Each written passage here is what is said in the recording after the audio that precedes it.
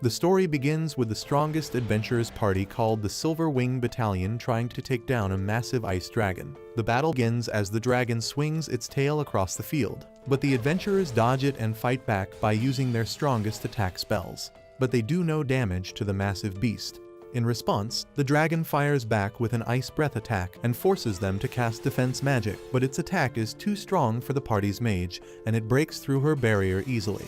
But just before the dragon's attack can hit her, the party's cook, Dennis, rushes in and blocks it with his arm. But despite that, the dragon's attack injures the mage's arm. Seeing this, Dennis uses his magic to craft a healing potion and helps the injured mage and boosts her morale. Watching all this, the vice captain of the party, Katie, nods in approval with a smile. But the party's Captain Vigo seems to be jealous of their cook for some reason.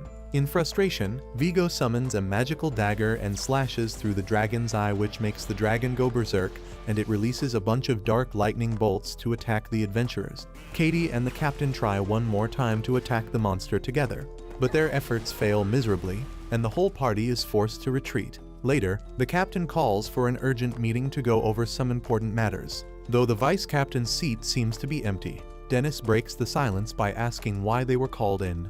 And that's when the captain speaks up, blaming him for their recent failure. He says they could have won if Dennis hadn't stepped in and scared the dragon off with his dread voice skill.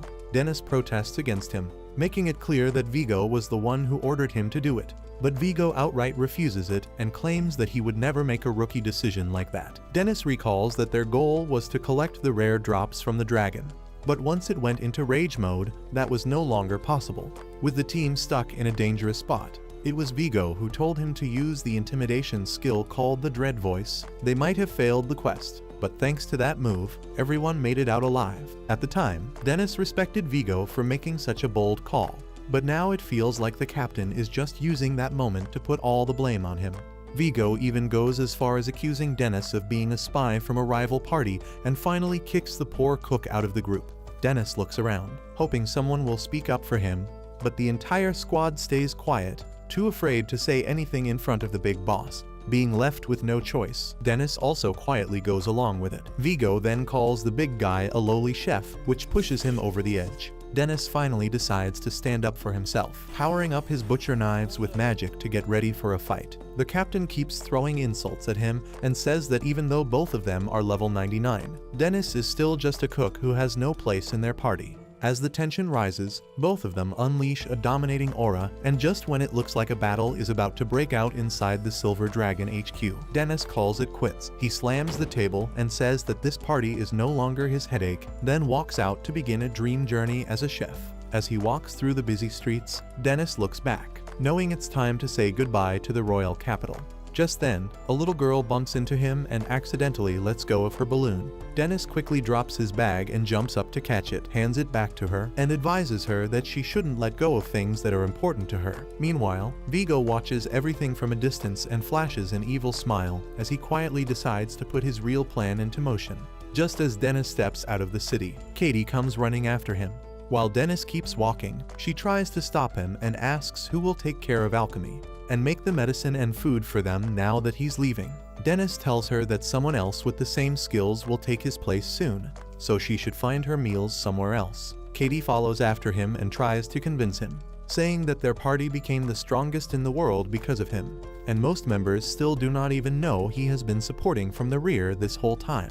She makes one last desperate attempt to stop him, and when that does not work, she asks him to cook at least one final dinner, and maybe a few more meals. Dennis looks at her and asks if that is really all she can think about. Katie realizes that nothing she says will change his mind, so she asks him what he plans to do now. And Dennis shares his dream to open a restaurant and thanks her for letting him join Silver Wing. He remembers how Vigo was jealous of how close Dennis was with Katie, and it always seemed like he was interested in her. Dennis says sorry for not being able to stay and tells her goodbye as he leaves his adventuring life behind. As the story continues, Dennis finally arrives in a small town where he plans to open his restaurant. He begins looking for supplies and walks into a shop, where the owner Polvo tries to trick him into buying an overpriced fridge called an icebox. Just before Dennis makes the purchase, he remembers something from his favorite book, How to Open a Restaurant for Retired Adventurers. He quickly opens it to confirm that it is better to keep the starting costs low. Then he remembers that he can use ice magic and tells the shopkeeper he won't be needing the icebox after all. After leaving the shop, Dennis proudly holds up his book because he plans to follow it word for word. He buys an abandoned property at a very low price, treats the local suppliers with proper respect, and then purchases pots for his kitchen. Just when he thinks he has everything ready to begin, he notices a page in the book that suggests hiring a server instead of working alone. At that moment, he sees a crowd gathered around a slave merchant. The man is selling a slave, a girl who was once the daughter of a noble family, but her parents were defeated and exiled. The slave trader speaks highly of her in order to sell her for a high price, and the people in the crowd make all kinds of disturbing comments about her, which makes Dennis feel bad. But he tells himself that he can't help everyone. However, when the girl lifts her face and looks at him, Dennis suddenly sees a reflection of his past self in her eyes. People start placing their bids from around 300,000, going up to 800,000. Dennis suddenly goes overboard and makes the highest offer of 1 million, which leaves the entire crowd speechless. The slave trader becomes excited and is about to sell the girl to Dennis, but out of nowhere, Polvo steps in and offers 1.5 million. Unable to tolerate the creepy man, Dennis immediately raises his bid to 2 million. The bidding continues and crosses 4 million, and in the end, Dennis spends all his money to buy the girl, which leaves him with almost nothing for himself. After that, he takes her to get a change of clothes, and she looks very cute in her new outfit. That evening, the girl quietly follows Dennis. Even though he tells her to stay close, she still ends up getting lost. She gets pushed around, bumps into people again and again, and gets scolded by them. No matter where she looks, all she sees are monsters standing in a cold and unfamiliar world. She stands still, clenching tightly onto her dress, and just then Dennis finds her and tells her she made him worry by getting lost, bringing her back to his place. He even apologizes for walking too fast for her. The girl finally says a few words and asks him why he bought her. Dennis replies that it was because she reminded him of something from his past. He then makes sure she feels comfortable and asks for her name. At first, she tells him to just call her slave, but when he gently insists, she finally tells him her name is Aetlier. Dennis politely introduces himself as well, and when she asks what she's supposed to do, he tells her she can use the second floor however she wants, and that she's free to leave if she ever wishes to. While the girl looks at him in disbelief, her stomach growls loudly, so Dennis smiles and tells her to wait while he cooks something up. The chef works with great skill, neatly adding one ingredient after another, putting together a sparkling dish within seconds. The girl watches everything he does, and the moment she takes a spoonful of the food, her eyes light up with joy, and she quickly finishes the plate while shedding tears. Dennis understands that the girl must have gone through a lot, so he chooses not to ask anything about her past until she feels ready to open up to him. He smiles as he watches her enjoy the meal. But as he asks her how it tastes, Aetlier ends up stuffing herself too much and begins choking on the food, making some strange noises that leave Dennis concerned about what will happen if someone hears those. The next morning, Aetlier has already cleaned the entire place, making it shine. Dennis gives her a set of cooking clothes and starts having her taste the dishes he makes. He involves her in every little task, and instead of trailing behind him at a distance, the girl now begins walking side by side with him. Once the preparations are done, Dennis raises his voice with energy and even makes her bump fists with him. He decides to name the place Adventurer's Restaurant and begins explaining Aetlier's new duties. He tells her that she is now their poster girl, and Aetlier even starts pretending that she would act like a waitress. Watching her get so motivated makes Dennis feel proud and genuinely happy, and he takes one last look around to check that everything is in order. After confirming that they are finally ready to open, he shouts loudly, asking for his first customer to show up soon. He hopes to get them hooked on his food so they keep coming back to eat 3 times a day. And most importantly, he hopes they actually pay him since he is now completely broke. Just then, the restaurant door slides open and an adventurer walks in, dressed in some retro-style armor. Seeing the customer suited from head to toe in heavy armor without a single gap, Dennis goes speechless. But then he remembers the guidebook's lesson, which says that sometimes troubled customers who don't want to be bothered come by, so one should respect their boundaries and make their stay comfortable. With that in mind, Dennis smiles at him and tells Aetlier to bring a cup of water. While the knight sits down and reads the menu quietly, Dennis stares at him intensely, thinking the knight will give him a challenging dish to make, but he shyly points to the small rice bowl and then a topping.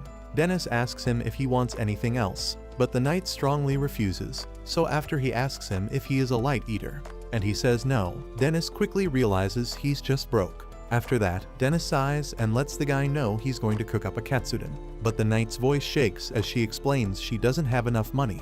Being irritated, Dennis says a strong guy needs to eat well, but after processing for a second, he realizes that he heard a girl's voice inside the bulky helmet. A few minutes later, the lady knight named Henrietta opens up to him that her party also booted her and calls them horrible because they said the reason was that female knights aren't strong and only become a burden, so they don't need one in their party. She says gender has nothing to do with skill, and Dennis agrees, but she also admits she is only level 23 at the moment, and he thinks she is doing well for her level. Then, she gets all excited about the strongest party, Silver Wing, because their vice captain is also a female swordswoman like her. Henrietta fangirls over the legendary Crimson Swift Sword, who some consider to be the strongest female swordswoman ever born.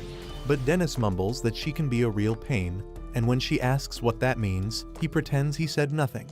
Next, Henrietta confesses she's been looking for a party without talking, so they don't figure out she is a girl. But it's pretty hard to join a party without actually talking to them, and now she's out of both money and work. After finishing her therapy session, Dennis serves her the mouth-watering katsudon and tells her to enjoy it while it's hot, and pay him back some other time. Wasting no time, Henrietta's eyes sparkle the moment she bites into the crispy cutlet, and it tastes so good she stuffs her cheeks and calls it the best food in the world. When she thanks him after eating, he tells her to become a regular if she wants to thank him, and Henrietta is up for it if it wasn't for the fact that she can't earn money without a party. Hearing that, he gets the idea to ask his customers if they need a female knight, and asks her to come eat again soon so he can tell her if he has found a group. Before long, a party of guys comes to the restaurant and also gets surprised by how delicious all the food is, and the little waitress is pretty cute too. They give Dennis a compliment, which makes him happy, and he asks Aetlier if she's happy that they called her cute as well. But she silently walks away, showing zero emotion, though she still looks much happier than before as she shyly serves a nice old lady. Just then, Dennis overhears the guys saying it's time for their next adventure, so he asks them if they're a party and tells them he knows a swordswoman looking to join. Hearing that it's a girl and she's quite skilled, their leader is more than happy to recruit her, and he tells Dennis she can join as soon as the next day. Dennis is a little surprised by how fast they agreed, and the guy explains that his party desperately needs a strong attacker. Later that evening, Henrietta is in disbelief at how quickly Dennis found her a party and thanks him, saying she will show her gratitude by spending her first paycheck at his restaurant. However, Dennis thinks it over a bit and says even though he found them for her, she should be more careful about which party she joins. But before he explains what he means, she tells him it's no big deal, and she won't be able to do anything if she sweats over every tiny detail. Seeing that she has made her decision, he serves her another delicious dish that melts all of Henrietta's worries away, and she promises to pay back his kindness while awkwardly talking and munching with her mouth open. When she wonders out loud what she should order tomorrow, he realizes she might really eat every meal at his place, and with that, they say their goodbyes. That night, while Dennis and Aetlier clean up in the back, the last two customers talk about how good his cooking is, and right after that, the girls discuss the rumor going around about a party of guys that recruits solo female adventurers, and then assaults them after taking them deep in the dungeon. That instantly catches Dennis's attention, and he hears the girl mention that the guys haven't been caught because they leave the girl there to hide evidence, and move to the next town after they do it 2 or 3 times. After listening to the whole story, the party of 4 guys comes to his mind, but he hopes they're not the bad guys. The following day, after Henrietta introduces herself, their leader, Still, and the 3 other guys introduce themselves back. Still tells her to stay relaxed around him like everyone else, even though he is technically the leader. With that, they head to the forest. Henrietta asks Still what the quest is, and he tells her it is just a simple gathering request. Hearing that they only need to go inside and collect some items, Henrietta grows curious about what those items are, but the guys say they will explain inside. But she decides to go along with them to avoid making things awkward. Inside, she quickly defeats all the monsters on the first level, and the guys give her lots of compliments, which make her blush. But when Still says it's time to go deeper, she feels very happy that her party is relying on her, unlike before when she was judged just for being a girl. She thinks things will work out great with her new party, not knowing that the fake smiles plastered on their face disappear when she's not looking. As the party goes deeper, they trigger a trap that summons a giant golem, but Henrietta jumps right in and slices its arm in an instant. And she continues her job as the main damage dealer for hours until she gets so tired that her legs give out. However, Still acts surprised she's already tired, and she reminds him he said their destination wasn't that deep. But the leader says they are almost there, so she pushes herself all the way till they reach a crystal mine. There, the guys explain that they came here to gather the blue crystals called memory crystals and immediately start collecting them. Hearing that, Henrietta breathes a sigh of relief and sits down looking exhausted. So Still asks the mage Marmok to cast some recovery magic on her. But instead, he shocks her with a stun spell that makes her body very weak, and when she tries to grab her sword, Still stomps on her hand and kicks it away. Henrietta quickly realizes that she has been stunned as Still steps on her and thanks her for being so dumb and easy to flatter. But Marmok defends her and says that it is because she is so dumb that they are going to make some nice memories with her. Looking at her with nasty eyes, Still says swordswomen are the best kind of prey because they have nice bodies, and gives her the good news that he will let her go after his gang has had their fun for an hour. Marmok wishes her luck on getting rescued, because she won't be able to return under the effect of his stun. At that moment, Henrietta regrets not listening to Dennis's advice and being more careful when she noticed the group acting shady. Then, they start taking off her heavy armor piece by piece, and Still makes it crystal clear that no one will come for her, no matter how much she screams, and right as she loses all hope. The guys notice a strange noise which could be another party. As soon as Still orders Handok to check it out, a giant rock comes flying and smashes right into him. The guys stare in confusion at the monster with two butcher knives and a bag on his face. As their hearts pound, they wonder if it is a monster or a very beefy creep with big kitchen knives. But Still quickly orders Marmok to cast Search and find a weakness in his panic. His spell fails and he realizes the butcher's level is too high for him to find a weakness. So while Still finds it unbelievable that it is possible, the butcher flashes behind him and one hit from his knife sends the man flying into the wall and leaves the others shaking. They try to escape, but the butcher gives them the beating they deserve, while Henrietta wonders who the strangely skilled chef saving her is and blacks out. Later that evening, she tells Dennis everything that happened and that she woke up in the guild's waiting room, and says she couldn't say thanks to her buff hero with cleavers. Dennis understands how tough it was, and she also reveals that weirdly enough, her attackers were found neatly tied up outside the dungeon's entrance, and after the guild dug into it, it was found that all of them had a bounty on their heads. She admits it all felt like a dream, and she's learned her lesson to pick her teammates carefully in the future, like he told her. But Dennis feels guilty as well for not looking into them beforehand, as Henrietta claims all he did was help find her a party. Her tummy growls very loudly, so even though she panics that she is still broke, Dennis asks her to order whatever she wants without holding back. Hearing that, she shyly orders the Supreme Hajin steak set, which freaks out Dennis because it is the most expensive item on the menu. So she instantly backs down and settles for the cheapest item. However, Dennis says she can't take her order back and tells Aetlier to take the rest of the day off and join her for dinner. Just then, the regulars drop in as well and order Palama gratin. After a few moments of cooking with precision, Dennis serves the Supreme Hajin steak set that makes Henrietta and Aetlier smile in pure happiness. Right then, the girls ask him why he was closed the last 2 days because it's bad for new businesses like his restaurant, and he explains he had some important business. Curious, Henrietta notices that he looks a lot like her hero from behind, but before she can ask him, another customer comes in. The next morning, Henrietta keeps talking non-stop, and when she finally asks Dennis something, he replies that he did not think she was even speaking to him. After that, he smoothly changes the subject and asks what she wants to eat. She goes with sorcery ramen, and the chef quickly gets to work. While preparing the meal, he admits he was actually listening the whole time and then brings the conversation back to her question, asking why she wants to hide her gender. When Henrietta has no answer, Dennis tells her to go with whatever feels right to her and then presents the steaming bowl of sorcery ramen she ordered. Henrietta quietly takes his advice to heart and gets up from her seat. She asks to borrow the back room for a moment and quickly removes all her armor inside. When she returns, she is wearing a completely different outfit. While walking back, she thinks about how people often forget who they are. But instead of falling into that, she now understands that being herself feels much better. Even Aetlier nods in approval at her new getup. which makes Henrietta blush with excitement. Henrietta then starts eating and enjoys every single bite of the food. Dennis watches her with a smile, glad to see her that excited.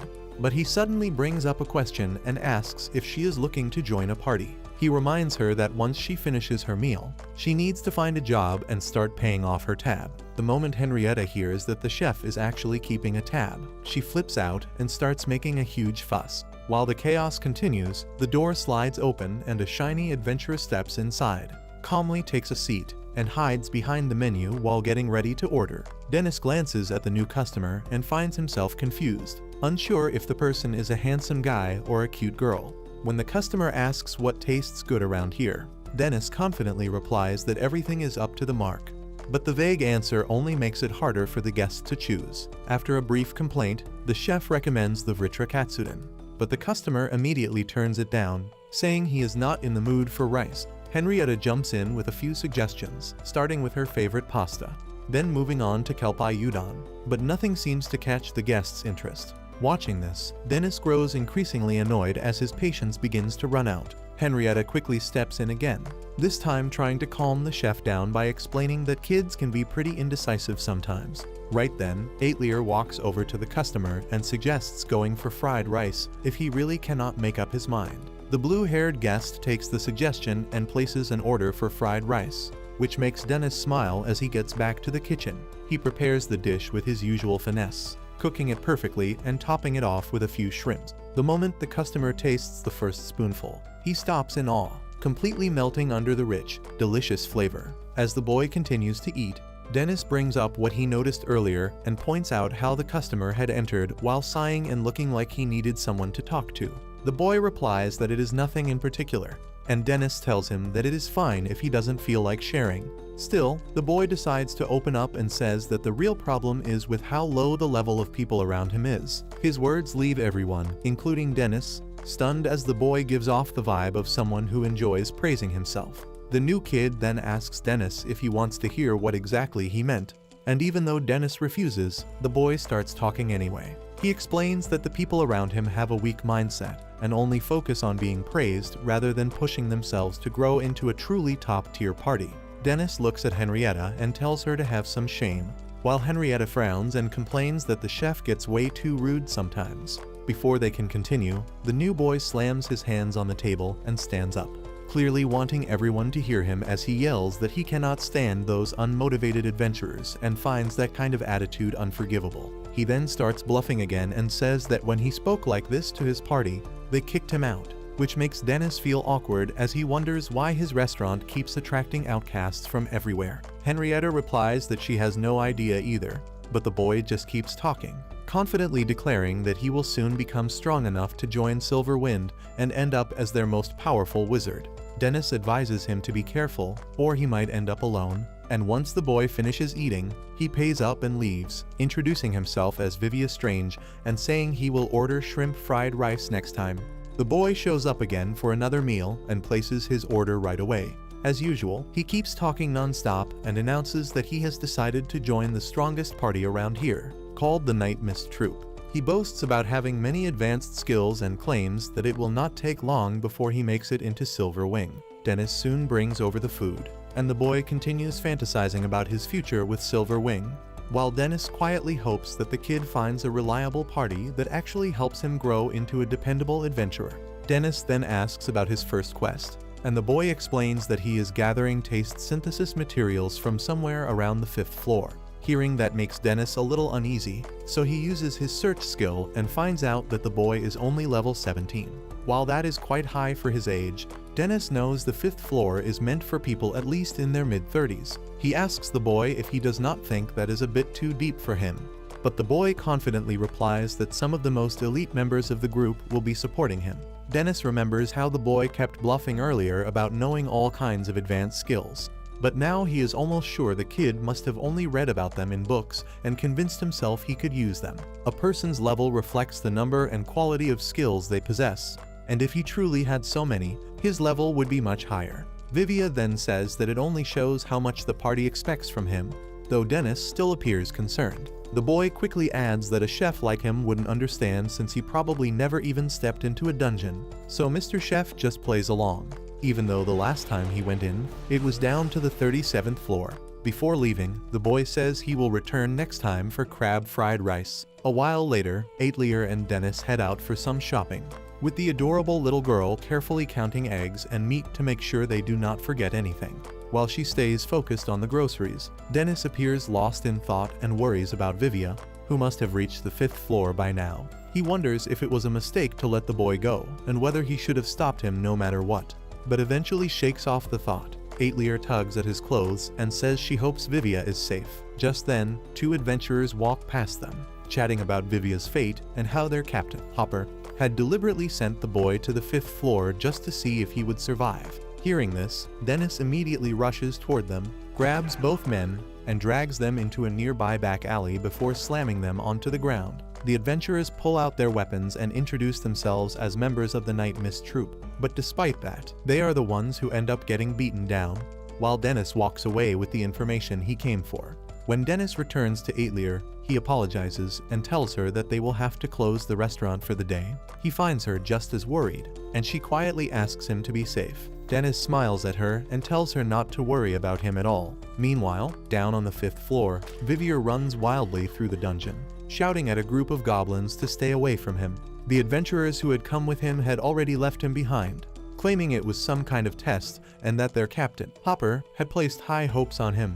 Vivia panics, thinking he must at least reach the 3rd level to be safe. But in the middle of running, he trips, and suddenly vines start growing around his feet. He struggles to break free, but the vines seem to be enchanted, and magic pulses through them. He tries to cast a spell to break the magic, but his mind goes completely blank, and he cannot remember the incantation. He starts freaking out and worries that the goblins will shred him apart once they catch up. Just before they reach him, a girl shows up and saves him, cutting the vines and casting the right spell.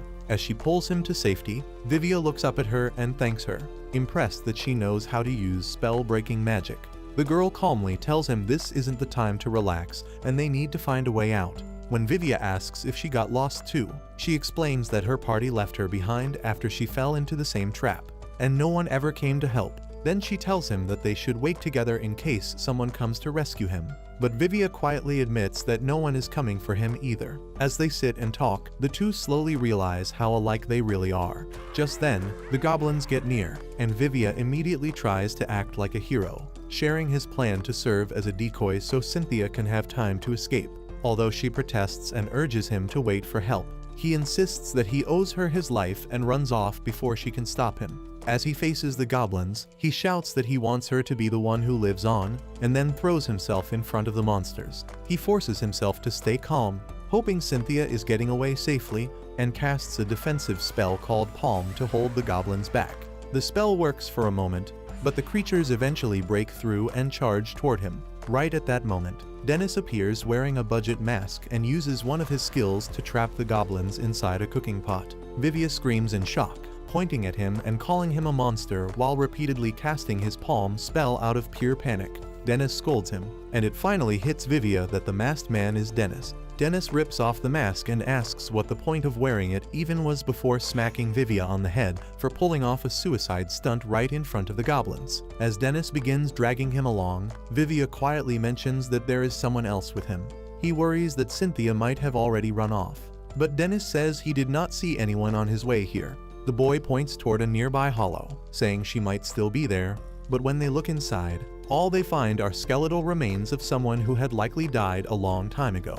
Later at the guild, they learn that the girl was Cynthia Dread, an adventurer who got separated from her party 13 years ago on the 5th floor, and no one had heard from her since. The two of them gather her remains and bury her in a grave. Dennis says he has heard myths about fallen adventurers whose spirits sometimes appear to protect the living, and Vivia breaks down crying. He thanks her for saving him and promises that he will keep visiting her grave and one day become the #1 wizard who protects girls like her. On their way back to the restaurant, Dennis lightly smacks the boy on the back, telling him to cheer up so Cynthia can rest in peace. But Vivia just sighs and says he should at least be allowed to feel a little sad for a while. The following day at the Night Mist Troops HQ, a man calls over a girl named Bockel and scolds her for taking too long with her reports. She keeps apologizing while he bullies her without pause, and she tries to explain that the numbers do not match. but he hits her with the paper stack and tells her to keep working until they do.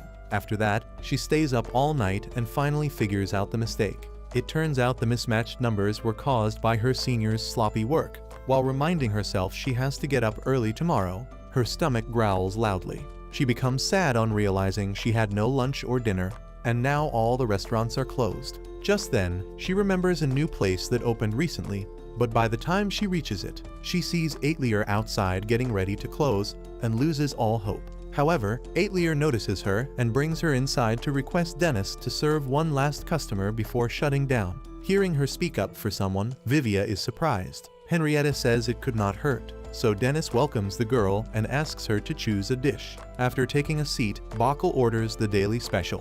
While Dennis prepares it, she quietly watches Henrietta and Vivia chatting at the counter.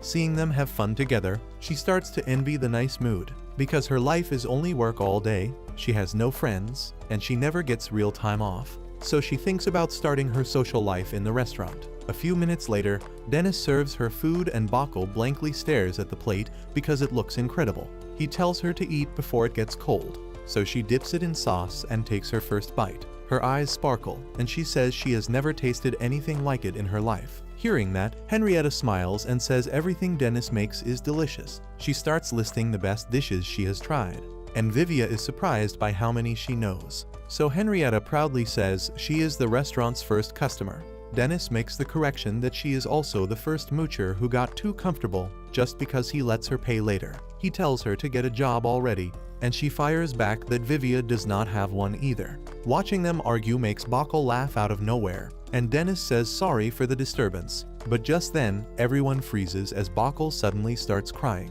In her mind, she thinks it is amazing that a place like this with kind people and amazing food exists. Yet all she gets is insults and long nights, and every morning, she wakes up wishing she could just put an end to it all. Just then, she remembers her childhood when she amazed her family with her magic skills, so they saved up for years for her to leave the village and become a wizard they could be proud of. Back then, the headmaster at her school was so impressed, she even offered Bockel a job there. But Bockel wanted to earn real money from adventuring to send back home, so she joined the strongest guild in town. Back in the present, Henrietta notices Bockel leaving and wonders if she is alright. Vivia says she works for the Night Mist Troop, the same guild that sent him on the impossible mission.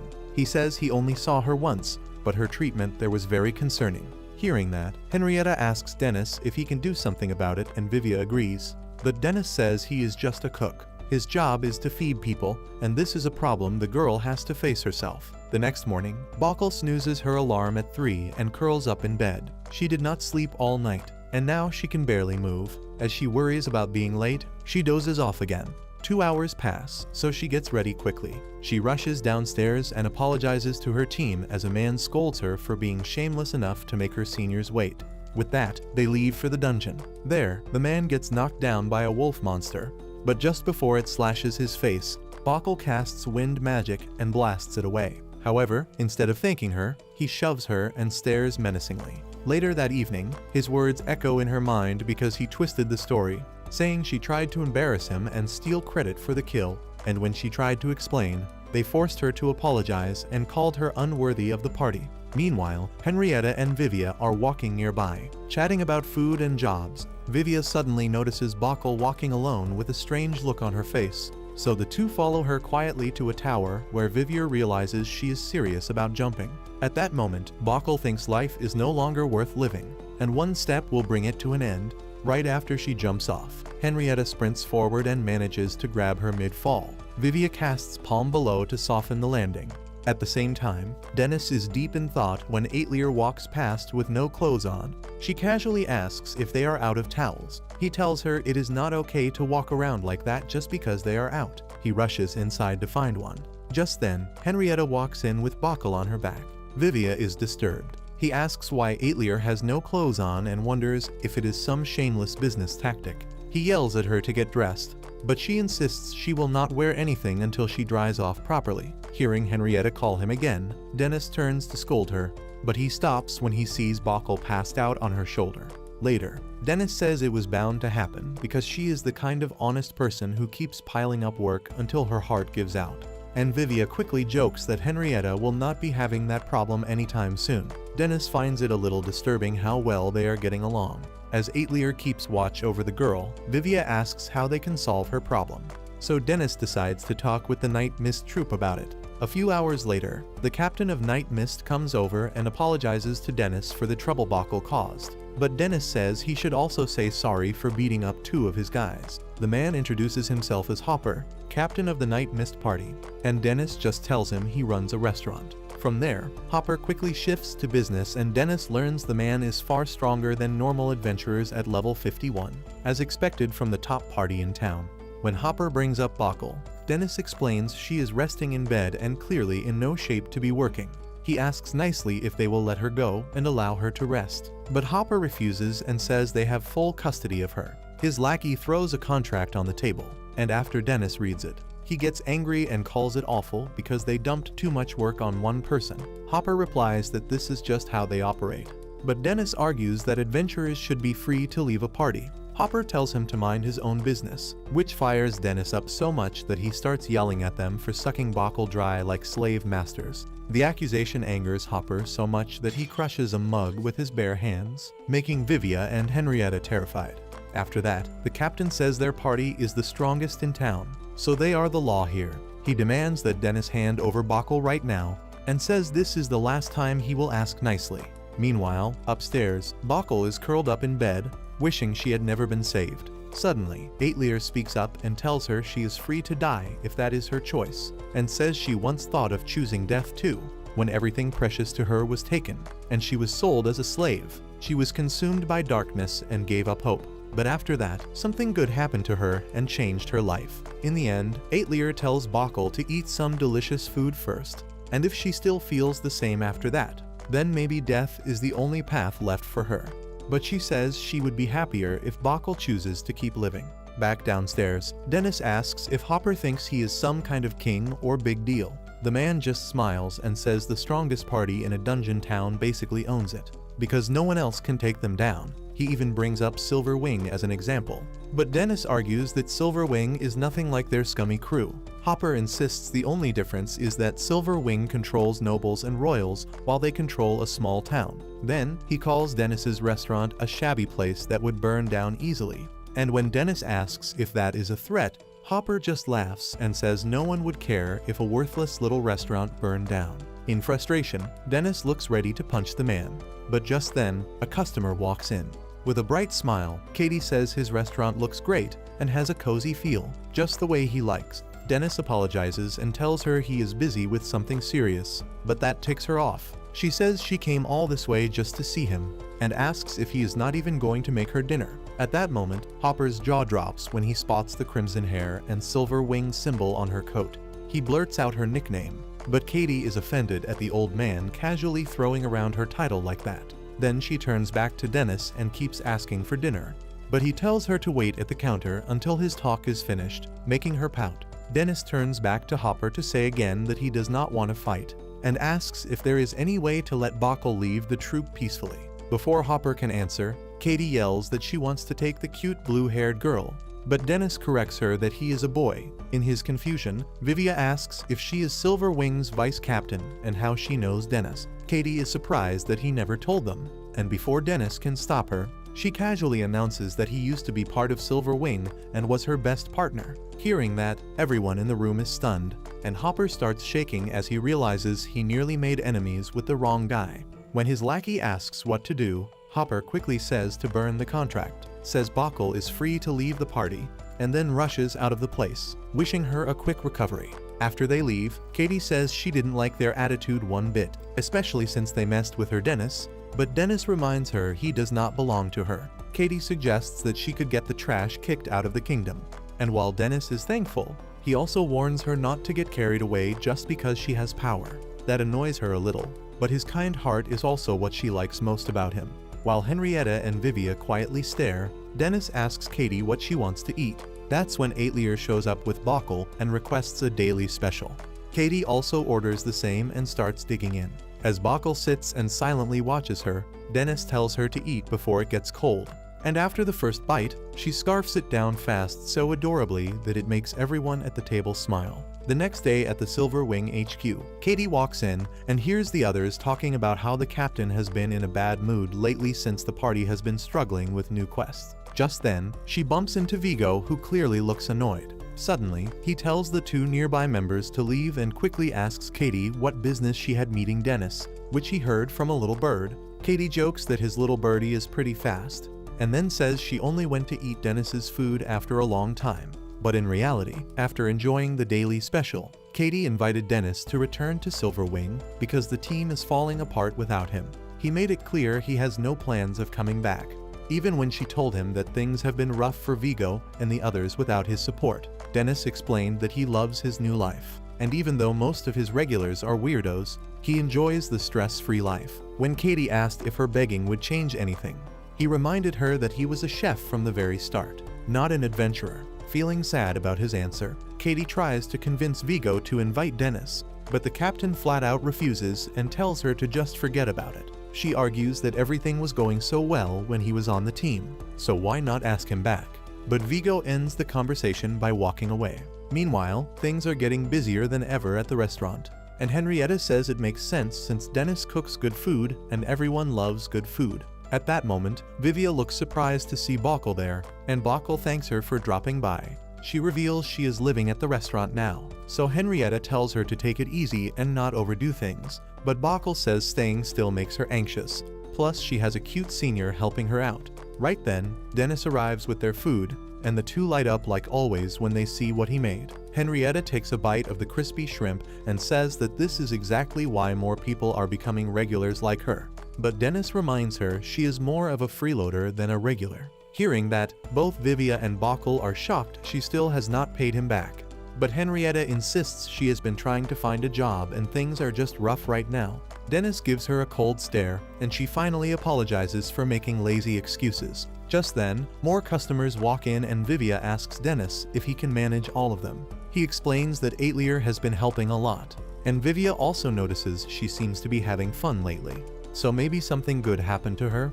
Right after that, a bowl slips from Dennis's hand, and he asks Vivia if he can visit on his next day off because he wants to talk about something. Henrietta quickly offers to help out as well, but Dennis shoots her down right away, which only makes her even more curious about what they are going to talk about. Later that night, Henrietta feels uneasy knowing she has to take a shower in a public bath because she is still broke. When she remembers Dennis calling her a freeloader, she starts to believe he might actually kick her out of the restaurant if she keeps this up. So she decides to do something before it is too late. Meanwhile, on Vivia's next day off, Dennis finally sits him down and confesses that Aetlier has a boyfriend now, and Vivia is shocked that this is what Dennis wanted to talk about. Dennis explains that he has been giving her some allowance lately, but now she keeps wandering off on her own. He says he was worried sick about where she went until he saw her walking around with some guy. Vivia thinks it is good that she is making friends, but Dennis slams the table and says it is way worse if they are more than friends. When Vivia asks why he does not just ask her directly, Dennis gets flustered and says it would sound creepy. In frustration, he says the guy should have at least brought him a box of cookies if he is serious about her, and then he declares he will not let her go out with any weakling below level 80. Suddenly, Aetlier appears behind him and tugs his shirt, asking what he is talking about, which makes Dennis freak out. Vivia quickly covers for him by saying he came to learn how to cook, and Dennis gives him a thumbs up for the quick save. Right then, Aetlier says she wants to learn cooking too, which makes Dennis happy, and he tells her to wash her hands before they start. Later, he shows her how chopping onions the right way changes the taste, and when she says her eyes hurt, he panics and quickly tells her a trick to deal with it. But when Vivia says his eyes hurt too, Dennis just wishes him good luck. After that, he compliments Aetlier when she gets the onion cuts right. But when Vivia does a good job too, Dennis barely reacts at all. While watching Aetlier try her best, Dennis recalls his own childhood, when he once asked his master if he was doing good. She told him he cheated by using a skill, so he asked how she knew, and she replied that she always knows what he is up to. Back in the present, Aetlier snaps Dennis out of his thoughts and tells him she accidentally broke the egg. So he helps her fix it and has fun teaching her how to crack eggs properly, mix them, and coat the meat with crumbs. Next, they fry the meat, and soon the Britora cutlet is ready. Dennis tells Aetlier she did amazing for her first try. On the other hand, when Vivia proudly presents his cutlet, Dennis just says it looks good without even looking. Just then, the sound of the clock tower makes Aetlier jump up, and she rushes out, saying she has to go. Dennis asks where she is going, and she simply replies outside as if he doesn't already know that. Watching her leave, Vivia wonders if she is off to meet her boyfriend, which makes Dennis panic again. At that exact moment, Bockel steps out of her room, and Dennis quickly tells her to finish the 2 bowls and then go shopping, because he has something urgent to take care of with Vivia, who clearly does not want to go. At the same time, Bockel looks uneasy since she does not feel confident shopping alone. That is when Henrietta shows up just in time and proudly announces that she took a party placement exam. But Dennis ignores it and asks if she can help Bockel with shopping. Henrietta happily agrees, and Dennis tells them he is counting on them before dashing out at full speed, making the girls wonder what's wrong. In the city, Vivia tries to convince Dennis to stop because they definitely look like stalkers, but Dennis brushes it off, saying he is her guardian. Vivia says he should just walk up to her then, instead of acting like a creep. Just then, Dennis grabs Vivia by the head and points at the boy who dares to charm his sweet girl. Vivia says they still do not know if he is just a friend. But when the boy leads her into a jewelry shop, Dennis loses it, thinking she is about to walk out with a wedding ring, and it is way too soon for that. At first, Vivia asks if they should go inside. But after seeing Dennis mentally break down, he comes up with a better idea. Meanwhile, Henrietta sits alone nearby looking worried, so Bockel asks her what is wrong. She admits she needs to make money fast before Dennis starts hating her. And when Bockel asks about her odd job pay, she says it all goes into repairing her gear and buying healing items because she always gets hurt. That her money just vanishes no matter how hard she works. And it makes sense since she's the tank. Henrietta says she is trying to think of some other way to repay him, and Bockel promises she will support her no matter what, which cheers her up. Just then, they overhear 2 guys talking about a rumor that the Night Mist captain got humbled by a restaurant owner who used to be with Silverwing. They wonder if Night Mist will try to get back at him. Meanwhile, Dennis is still confused about why Vivia's genius plan involves a megaphone. Vivia explains the device is enchanted with magic to carry voices a long distance. Dennis still does not get how that helps, so Vivia says that's where a genius mage like him comes in. After he casts the spell, Aetlier's voice comes through.